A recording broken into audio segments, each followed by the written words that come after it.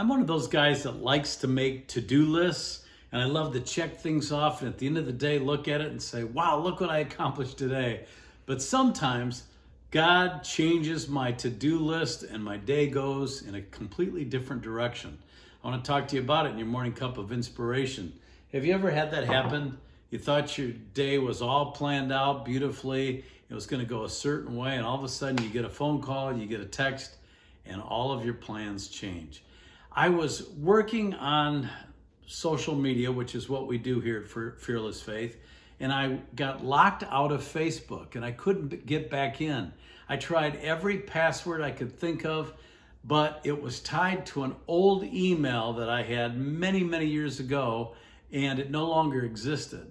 And in the middle of this, I'm calling Brian and Terry. I'm trying to figure out, I was probably about an hour into dealing with this, and I get a text from a young man that I had met last summer, and I told him, if you ever needed to talk, you ever need prayer, just contact me and I'll make room for you in my schedule. Well, he decided to text me, said, I need to talk to you. And boy, at first I thought, oh, not today, I've got too much going on. But the Lord spoke to me and he said, this young man is more important than this problem. I'll help you work it out, but take care of him. So I texted him back and said, yeah, I'll meet you. I said, I'll meet you in like 2 hours. And he said, great. And I went back to working on the problem. Wouldn't you know that I found something online that said you could recover old emails, and I did what it said, and I went in, I was able to get my old email. Facebook sent me my password to that email, and I was able to get back in. But you see, I had to say, God, I'm willing to go your way, not my own way. And sometimes God changes our plans.